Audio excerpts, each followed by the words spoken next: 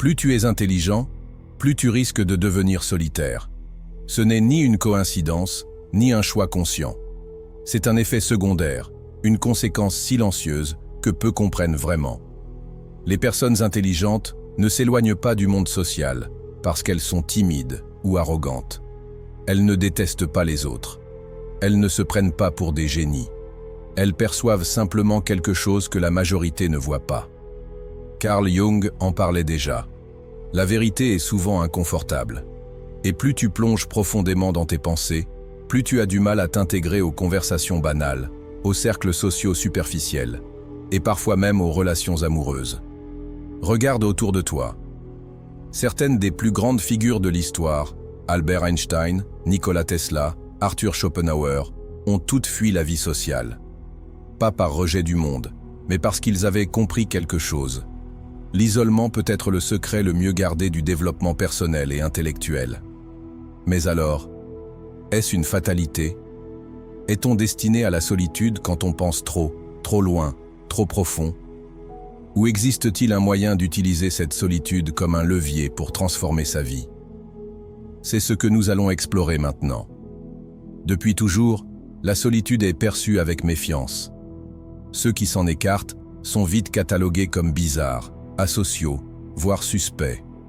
Pourtant, certaines des figures les plus brillantes de l'humanité l'ont vu non comme un fardeau, mais comme un cadeau. La solitude n'est pas un vide, c'est un espace. Un espace où les pensées respirent, où l'âme se révèle sans masque, sans distraction. C'est dans ce silence que naissent les idées les plus profondes, les visions les plus claires.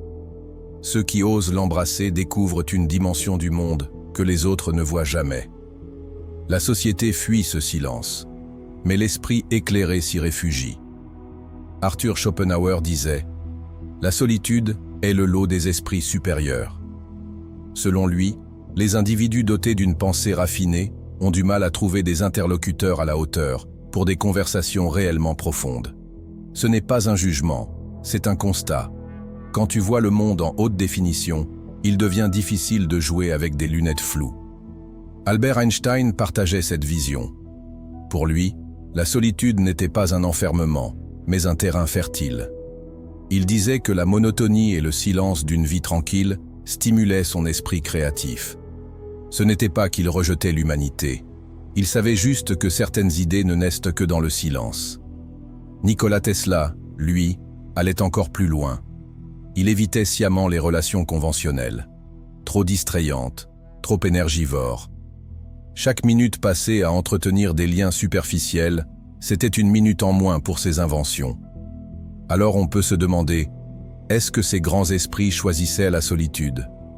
Ou bien était-ce le monde qui, incapable de les suivre, les poussait doucement vers l'isolement? La vérité, c'est qu'un esprit trop lucide dérange. Il observe ce que les autres ignorent. Il remet en question ce que les autres acceptent sans réfléchir. Il voit les incohérences, les hypocrisies, les jeux de rôle sociaux. Et tout cela crée un malaise. Parce que plus tu comprends, plus tu te rends compte que la majorité des relations humaines sont construites sur des conventions, des masques, des attentes non dites. L'intelligence émotionnelle pousse encore plus loin ce besoin de retrait. Parce qu'en plus de réfléchir profondément, ces personnes ressentent intensément. Elles sentent les tensions dans une pièce. Elles lisent entre les lignes. Elles perçoivent l'ennui dans une conversation, la façade dans un sourire, la peur dans une blague. La solitude peut être une force, mais elle peut aussi devenir une barrière. Elle peut être un refuge ou une prison. Quand une personne choisit de s'isoler pour réfléchir, créer, s'explorer intérieurement, c'est un outil puissant. Mais si cette solitude naît d'un sentiment d'incompréhension, de rejet ou d'échec à se connecter aux autres, elle devient un mur. Un mur qui coupe des échanges sincères, des émotions partagées, et finit par limiter l'épanouissement. C'est là que le lien entre intelligence et solitude devient complexe. Car dans la majorité des cas, plus l'intelligence augmente, plus le fossé avec l'environnement social se creuse. Ceux qui possèdent un esprit analytique, curieux, complexe, ont souvent des intérêts peu communs, des réflexions poussées, des perceptions fines du monde. Et dans une société qui tourne en boucle sur des discussions superficielles, sur l'actualité, les tendances ou la météo, Ces personnes ne trouvent que rarement de véritables connexions. Ils ne fuient pas les gens. Ils fuient les banalités. Ils cherchent de la profondeur, pas des bavardages. Le paradoxe est là. Plus on est capable de réflexion, plus on prend conscience de la vacuité de certaines conversations, de l'inutilité de certaines interactions. C'est comme si, en s'élevant au-dessus des préoccupations mondaines, on se retrouvait isolé dans un espace plus vaste, plus solitaire, mais aussi plus lucide.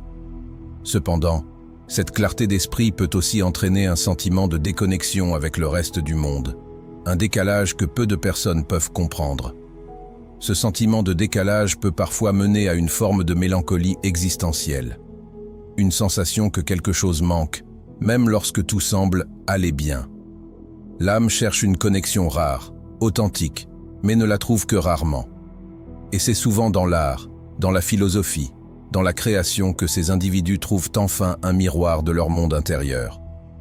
Carl Jung a été l'un des premiers à théoriser une distinction fondamentale, introverti et extraverti. Les extravertis tirent leur énergie du monde extérieur. Ils aiment les foules, les échanges constants, l'agitation. Ils se sentent vivants au contact des autres. Les introvertis, à l'inverse, puisent leur énergie à l'intérieur d'eux-mêmes. Ils ont besoin de solitude pour se ressourcer, pour réorganiser leurs pensées, pour respirer. Ce sont souvent eux que l'on retrouve dans les profils hautement intelligents. Pourquoi ? Parce que la pensée complexe demande du temps, du silence et de l'espace mental. Les interactions sociales rapides, superficielles, sont épuisantes pour un esprit affûté. Cela ne veut pas dire que les introvertis n'aiment pas socialiser. Ils préfèrent simplement des échanges sincères, profonds, enrichissants. Mais dans une société qui valorise l'extraversion, depuis l'enfance, être réservé est vu comme un problème. On pousse les enfants timides à s'ouvrir, on récompense ceux qui parlent fort, ceux qui s'imposent. Et à l'âge adulte, ce sont souvent les plus bruyants qui sont considérés comme les plus compétents, même s'ils ne disent rien d'important. Carl Jung mettait en garde. Forcer un introverti à fonctionner comme un extraverti, c'est aller contre sa nature.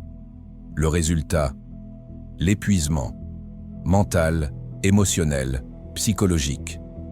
Les introvertis, lorsqu'ils sont poussés hors de leur zone de confort social, finissent souvent par se perdre dans un tourbillon d'interactions superficielles. Ces échanges, au lieu de les nourrir, les épuisent. Ils se retrouvent coincés dans un cycle où le besoin de silence et de réflexion est ignoré. C'est une forme de déconnexion, où l'on cherche à se fondre dans un moule qui ne correspond pas. Pourtant, loin de se laisser déborder, l'introverti a besoin de cet espace intérieur pour trouver un équilibre et redonner du sens à ses relations. Et c'est souvent dans cette solitude qu'ils trouvent leur plus grande révélation. Ce n'est pas un repli, c'est une quête. Une recherche d'authenticité, de profondeur, de vérité. Un besoin viscéral de sortir du bruit pour entendre enfin leur propre voix. Le monde moderne fonctionne à 100 à l'heure. Messages instantanés, notifications, réunions, interactions constantes. La société impose l'hyperconnectivité comme norme. Mais toutes les personnes ne sont pas conçues pour supporter ce rythme. Les esprits sensibles, introspectifs, profonds, ont souvent besoin de silence, d'espace, de calme. Ils perçoivent tout, les émotions des autres, les non-dits, les tensions invisibles dans une pièce. Ils absorbent tout ce que les autres ignorent. C'est ce que Carl Jung appelait la conscience accrue. Et c'est un fardeau autant qu'un don, car chaque interaction devient une source de stimulation intense. Et quand ces personnes ne prennent pas le temps de se replier, elles s'épuisent.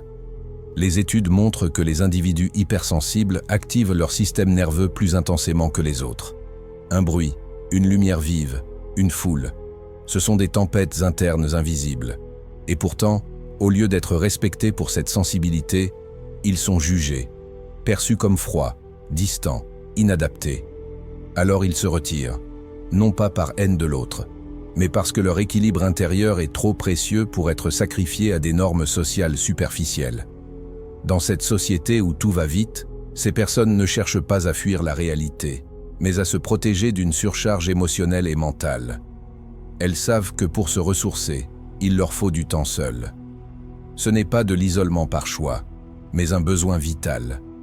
Celles qui ignorent ce besoin risquent de s'épuiser, de perdre de vue leurs objectifs profonds et de se diluer dans un monde qui ne leur parle plus.